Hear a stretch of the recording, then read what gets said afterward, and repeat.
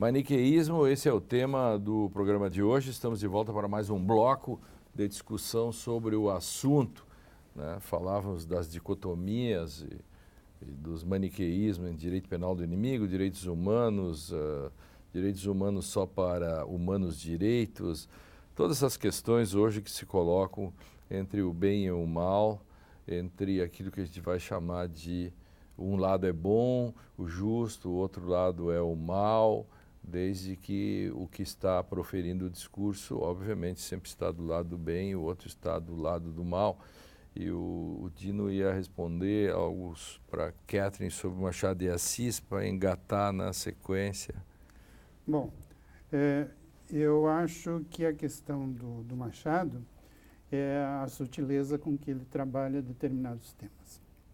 Porque o modelo do capitalismo como digital, ou, para usar nossa palavra de hoje, né, já está no Adam Smith. No livro 1, capítulo 1, ele começa o capítulo assim: cada homem é rico ou pobre, consoante o grau que lhe é dado fruir dos bens necessários à vida e ao conforto e das diversões próprias dos seres humanos. Depois ele vai fazer dentro dos ricos, daqueles que possuem a riqueza, uma outra divisão. Aos ricos, o capitalismo é um sistema econômico para anjos. Os ricos bonzinhos, o que lhes sobra, eles criam emprego, eles produzem através da indústria ou exploram terras. E os ricos, anjos maus, né, são aqueles, como alguns malufiosos de hoje, que remetem as sobras para a Suíça. Ganham o dinheiro do Brasil e remetem as sobras para a Suíça. E ficam vivendo às custas da sua... Rentistas. Exatamente. Da sua improdutividade, da sua ociosidade. Isso, então... Esse é o Brás Cubas. Esse é o Brás Cubas. Então, o Brás Cubas, na verdade, não representa nada do capitalismo, né? Embora Machado seja sempre citado, né, como o grande crítico do capitalismo, mas ele representa algo que é típico das oligarquias de todos os tempos, né? Então, na Grécia Antiga já tivemos a mesma situação, né? Os oligarcas, no tempo de Solon, né, do grande sábio reformador Solon, né, o grande jurista, na verdade, pai do direito novo, né, que deu possibilidade, né, para a democracia grega nascer, ele se deu conta, né, que tinha que reformar totalmente esse sistema oligárquico para dar chances, né, a um sistema mais complexo de trocas econômicas, jurídicas, tribunais, etc. Né, mas por que eu estou trazendo o capitalismo aqui? Porque voltamos à questão da linguagem. Para mim, pessoalmente, a oposição binária entre capitalismo e comunismo no Brasil hoje não tem mais sentido. A palavra comunismo, para mim, pessoalmente, virou um mantra para assustar os incautos e os ingênuos. Porque a revolução que gerou a ditadura, né, se pode se chamar isso de revolução, ela foi calcada em cima disso. O medo do comunismo, que já não existia de fato naquela época. Assim como não existe de fato hoje, a meu ver. Mas, Dino, tu levanta uma questão interessante nas estratégias do maniqueísmo, que quando o mal é fraco, isso é ruim para o bem. Então, o mal precisa ser erigido forte, porque isso vai fortalecer o bem.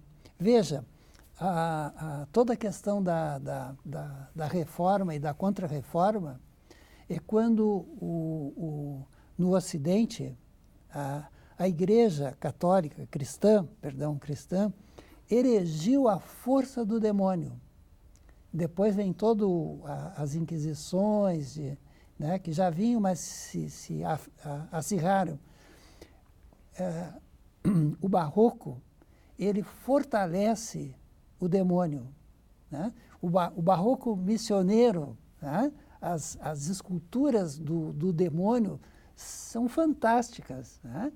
O que restou das esculturas em madeira e policromadas, quer dizer, o fortalecimento do demônio, do mal, vai mostrar o poder, a força superior do bem, né? E nas igrejas, hoje, as pentecostais, vemos o mesmo fenômeno, né? Quer dizer, é um funcionamento maniqueísta, mas é preciso o mal. Não, mas tu Só que o permite comunismo é um mal discordar ilusório. um pouco contigo, Claro. porque eu acho que se tu pega o barroco, né, na sua forma artística, tu tens uma arte, assim, literatura, artes plásticas, né, que é extremamente lúdica, né, que consegue combinar o bem e o mal em formas extremamente complexas. Eu acho que aquela força do mal, da demonização maniqueísta que tu está te referindo, é muito mais ao nível do direito jesuítico, né?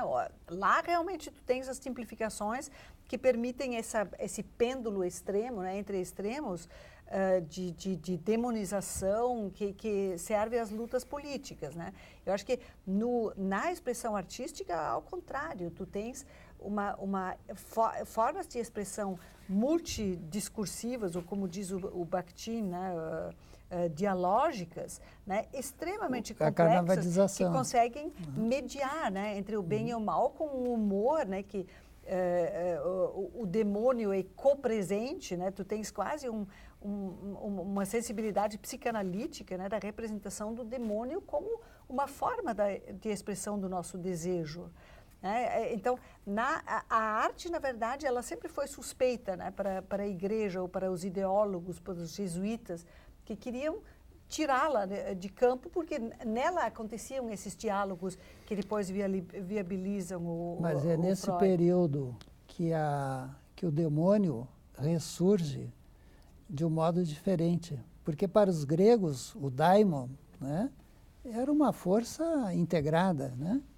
O daimon de Sócrates, por exemplo. Né? Exatamente. Então, o surgimento dessa figura com tal força, né, tem essa estratégia. Né? Mas é uma estratégia que não acontece na arte, é uma estratégia que acontece naqueles círculos sectários, né, que procuram acuar a própria igreja, né? Pensa, por exemplo, no cardeal Bellarmino, nos diálogos interessantes. O cardeal era o grande interlocutor do Galileu. Né? Eles não tinham problemas, eles conseguiam discutir epistemologia, mas eu estou falando como isso incide na cultura e na mente das pessoas. Né? Isso, por exemplo, se nós pegarmos em 1984, você tem o Goldstein como inimigo, 2 Minutos de Ódio. Isso. Você tem a todo tempo aquela briga com a Eurásia, briga com um dia. A todos os dias trocava de inimigo, mas sempre um inimigo grande. Você precisa o contraponto. E no direito, Tércio não dá turno, né? Assim, ou é uma ou outra coisa. Exatamente. Dificilmente aparece alguém que possa dizer, olha, veja bem, né? veja bem. Então, isso, não, é contra a impunidade ou a favor da impunidade? Aí virou, o Dino falava em enunciado performativo, corrupção, combate à corrupção é um enunciado performativo. Né? A gente sabe que é um enunciado performativo, ele tem vida própria, ele é um conceito sem coisa, você consegue jogá-lo para cima. Né? Idealização. E é o tipo do enunciado que é daquela coisa assim, quem seria contra? Quem seria contra? A vassoura do Jânio, os marajás do Collor, né? E isso é lidado com aqui, engraçado que você pode usar o enunciado performativo com 2 discursos absolutamente antagônicos e os 2 podem dizer que são para combater a corrupção ou são contra a impunidade. Por quê? Porque os enunciados performativos que sustentam dicotomias e maniqueísmos são, como Vará chamava, de anemicamente, são anêmicos. Abstrações vazias. Né? Vazias. Vazias. Porque sustentam. Então, vem os dois lados, podem dizer a mesma coisa, e o direito é um fenômeno absolutamente, é um locus privilegiado. Simplificações conceituais, né, que, E mais que não fala mais de coisa nenhuma. Perfeito. Quanto mais você quer sofisticar ou colocar alguma arte, entre aspas, vamos supor que um discurso mais sofisticado no direito é uma arte. E assim como a arte era algo que tinha que ser deixado de fora, cada vez mais você fica com aquela... E outra dicotomia, teoria-prática. Que é uma coisa assim terrível, porque o sujeito diz, na teoria uma coisa, na prática outra. Como se fosse possível fazer a separação. Como se a teoria não fosse assim, o condensado das práticas. Todo tempo vem essa questão. E o direito acaba perdendo ele mesmo um certo grau que ele deve ter de autonomia. Aí que entra o potencial que a gente encontra na literatura e também na arte, quer dizer, o barroco, tu tem razão, o barroco dá um outro contorno a tudo isso, né? Que é o potencial subversivo da literatura. Subversivo do quê? Subverte a posição do sujeito. Né? Isso é que Freud fez, né? Ao sujeito usar a linguagem cotidiana, a linguagem que cada um de nós usa para falar com o outro, ao falar, a subversão que é possível. Porque quando nós falamos, comumente, situamos o inimigo fora, né, e eu me defendendo. Mas ao falar, né, ao sujeito falar e criticar o inimigo, aquilo que ele teme, de repente é possível uma subversão, que aquilo que ele vê no mundo exterior lhe diz respeito também. Mais ou menos como quando Sartre diz, todos nós temos as mãos sujas. Essa foi uma sacada de Sartre que eu acho extraordinária, né? Ele diz, eu estou implicado em tudo isso. Eu estou criticando isso, de repente eu estou implicado. Voltando a Machado, o Dino, que trouxe o Machado, Dino, a teoria do medalhão é também uma esculhambação do capitalismo, do qual também ele está ensinando para o seu filho como se dá bem sem meritocracia. Exatamente. Não é isso? Exatamente. Então, mostra exatamente também o mesmo... Conchavo, o favor, a conchavo, graça. o favor, quer dizer, ao invés de escrever... Uma burguesia pseudo-feudal, né? Em vez de escrever um tratado sobre carneiros, né, compre um iasse. Isso é genial, né? Traga os amigos para comer o carneiro, não escreva sobre o carneiro. O Direito e Literatura vai para comer um assado de carneiro no intervalo e na volta a gente continua para o último bloco sobre maniqueísmo, falando mais sobre os desafios do tema na atualidade. Fiquem com a gente, já voltamos.